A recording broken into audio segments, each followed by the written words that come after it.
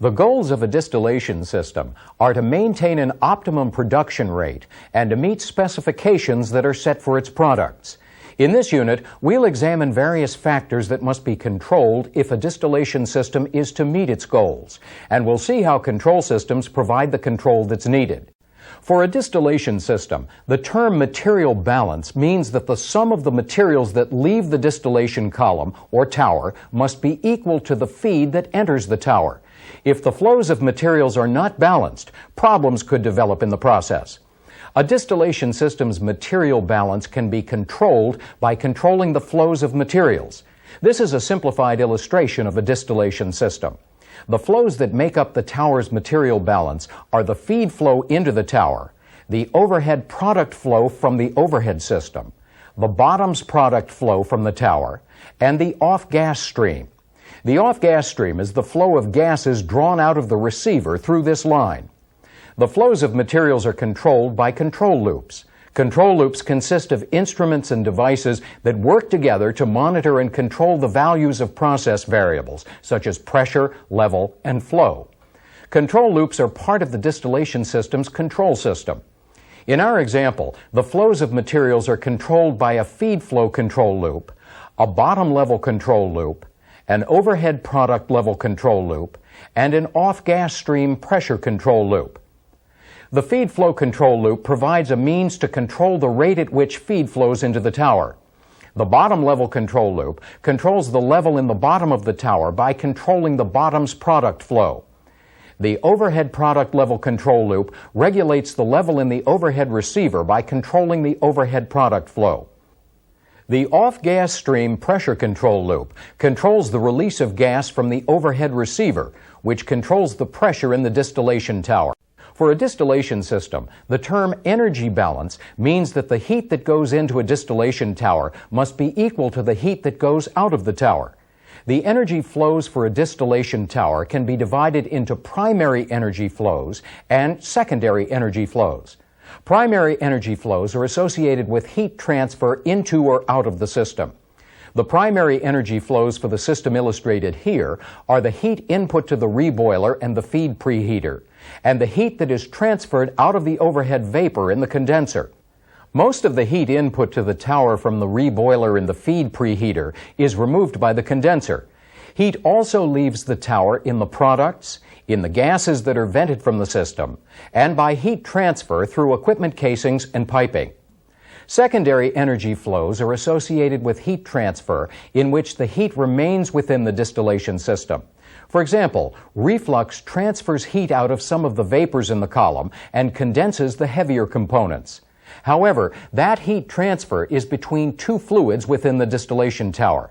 It doesn't involve an external medium, such as air or cooling water. The amount of secondary energy flow is determined by the external reflux flow rate. Two major factors in achieving an energy balance are the rate at which the reboiler vaporizes liquid and the rate of vapor condensation in the condenser. If the system has a feed preheater, the heat that the preheater supplies must also be removed to achieve an energy balance. The energy flows are controlled by energy balance control loops. Each control loop consists of instruments and devices that work together to monitor and control the value of a process variable. In our example, the primary energy flows are controlled by a reboiler temperature control loop, a feed preheater temperature control loop, and a condenser temperature control loop. The reboiler temperature control loop controls the amount of heat that is sent to the tower. This temperature control is accomplished by regulating the flow of steam through the reboiler.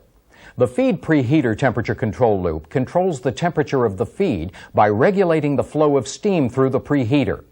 The condenser temperature control loop regulates the amount of cooling that takes place in the condenser. Major temperature changes in this control loop are accomplished by starting and stopping the fans in this fin-fan condenser. The control loop makes fine or trim temperature adjustments by adjusting louvers in the path of the forced air from the fans. This system has one secondary energy control loop. It regulates the amount of external reflux that is sent back to the tower to control condensation in the tower. The term steady-state operation describes conditions in a distillation system when the process variables are changing in small amounts within prescribed limits. During steady-state operation, changes in the flows of material and energy are minimal and are handled by the control system. However, major changes, called process disturbances, can affect the material balance and the energy balance. Many process disturbances result from changes in feed composition. For example, let's assume that there's an increase in the feed's lighter components. We'll also assume that the heat needed to vaporize the lighter components is added in the preheater. When there's an increase in lighter components, there's a decrease in the amount of heavier components in the feed that flows down the tower. The decrease in heavier components causes the tower's bottom temperature to initially increase. The bottom temperature sensor that is part of the reboiler temperature control loop senses the temperature increase, and the control loop automatically decreases the reboiler steam flow to adapt to the new condition. With less heat added by the reboiler, and since there are now more lighter, low-boiling vapors, the tower's top temperature decreases. In response to this decrease, the reflux control loop decreases the flow of external reflux. Since more vapors are being condensed, the level in the overhead receiver increases. The overhead product control loop senses the increase and increases the flow of the overhead product. The change in the feed composition also affects the level in the bottom of the tower. Since there are more lighter components in the feed, the bottom level decreases. The bottom level control loop senses the decrease and reduces the bottom's product flow. In this topic, we looked at material balance variables and energy balance variables, and we saw how they can be controlled by control loops. We also saw how a distillation control system can react to a process disturbance. Now try some practice questions that relate to this material.